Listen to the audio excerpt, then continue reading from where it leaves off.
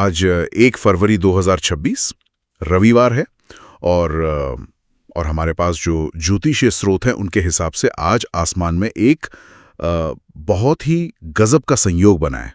हाँ बिल्कुल। आज चंद्रमा कर्क राशि में है और साथ ही रवि योग का प्रभाव भी है जी। तो आज हमारी कोशिश यही समझने की है कि ये जो खगोलीय स्थिति है ये अलग अलग लोगों के लिए क्या मायने रखती है।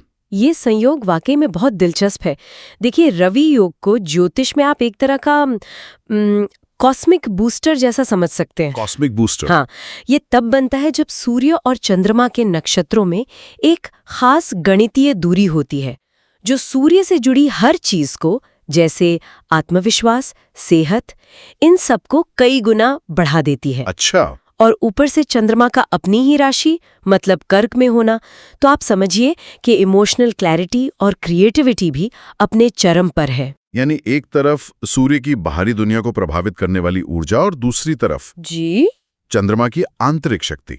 तो देखते हैं कि ये तालमेल अलग अलग राशियों पर असर डाल कैसे रहा है। इन दस्तावेजों में कुछ राशियों को आज का स्टार परफॉर्मर बताया गया ना? हाँ बिल्कुल। जैसे कर्क राशि के लिए तो ये होम ग्राउंड पर खेलने जैसा है क्योंकि चंद्रमा उनका स्वामी ग्रह है। एग्जैक्टली। तो उनकी रचनात्मकता और मतलब इमोशनल खुशी का बढ़ना बहुत स्वाभाविक है। वहीं कन्या और मकर जैसी जो पृथ्वी तत्व की राशियां हैं, हाँ, उनके लिए सूर्य की ये ऊर्जा सोचे हुए कामों को अंजाम तक पहुंचाने में मदद करती है। इसीलिए कन्या के लिए आय के नए स्रोत और मकर के लिए बिजनेस पार्टनरशिप में फायदे की बात है। और वृश्चिक राशि का भी जिक्र है। जी, वृश्चिक जो कि एक जल तत्व की राशि है, उसे चंद्रमा की इमोशनल क्लैरिटी से आध्यात्मिक कामों में गहरी रुचि और लाभ मिलने के संकेत हैं। ये तो बहुत दिलचस्प है कि कैसे एक ही ऊर्जा अलग अलग राशियों के मूल स्वभाव के हिसाब से अलग अलग नतीजे दे रही है।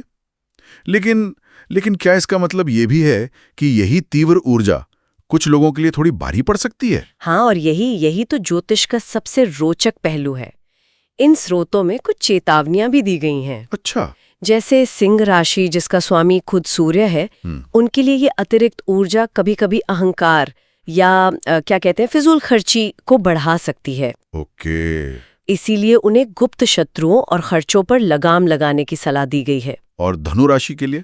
धनु राशि के लिए ये ऊर्जा अचानक आने वाली बाधाएं खड़ी कर सकती है, इसलिए उन्हें पैसों के लेन देन में खास सावधानी बरतने को कहा गया है। ये सुनकर तो कोई भी सोचेगा कि ठीक है, मेरी राशि धनु है तो क्या मेरा दिन अब खराब ही जाएगा?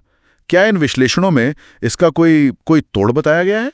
कोई तरीका जिससे इस ऊर्जा को अपने पक्ष में किया जा सके? हाँ बिल्कुल, और उपाय बहुत व्यावहारिक हैं। जैसे कि? सबसे प्रमुख उपाय है सूर्य को अर्घ्य देना, मतलब तांबे के लोटे में जल, चंदन और फूल डालकर उगते सूरज को अर्पित करना। इसे ऊर्जा को सम्मान देने का एक तरीका मानते हैं। ठीक है। इसके अलावा आदित्य हृदय स्तोत्र का पाठ करने का भी सुझाव है। ये आत्मविश्वास बढ़ाने में बहुत मदद करता है, ऐसा माना जाता है। और दान का भी जिक्र है, जैसे गुड़ या गेहूं। लेकिन एक उपाय जो मुझे सबसे अलग लगा वो है पिता का सम्मान करना। इसका ज्योतिष से क्या कनेक्शन है? ये बहुत गहरा सिंबॉलिक कनेक्शन है। देखिए, ज्योतिष में सूर्य को पिता, राजा और अधिकार का कारक माना गया है। अच्छा। तो जब आप अपने पिता का सम्मान करते हैं या उनका आशीर्वाद लेते हैं तो प्रतीकात्मक रूप से आप अपने सूर्य को मजबूत कर रहे होते हैं। वाओ। इसी सूर्य को प्रसन्न करने का एक मास्टर स्ट्रोक भी कह सकते हैं, जिसका असर समाज में मान सम्मान और काम में तरक्की के रूप में दिखता है। तो कुल मिला के आज का दिन एक शक्तिशाली दो-धारी तलवार की तरह है। ये कुछ के लिए बेहतरीन मौके ला रहा है तो कुछ को संभल कर चलने की सलाह दे रहा है। एकदम सही कहा। और अच्छी बात यह है कि इसे संभालने के तरीके भी बताए गए हैं। बिल्कुल। और ये हमें एक बड़े सवाल पर लाकर छोड़ता है। ये जो ज्योतिषीय विश्लेषण है, ये सिर्फ भविष्य नहीं बता रहा, बल्कि ये खगोलीय ऊर्जा को हमारे रोजमर्रा के कर्मों जैसे दान देना या बड़ों का सम्मान करना, इनसे जोड़ रहा है। तो ये सोचने पर मजबूर करता है कि क्या वाकई ब्रह्मांडीय ऊर्जा और हमारे व्यक्तिगत चुनाव एक दूसरे से इतने गहरे जुड़े हुए हैं जितना ये प्राचीन ग्रंथ संकेत देते हैं।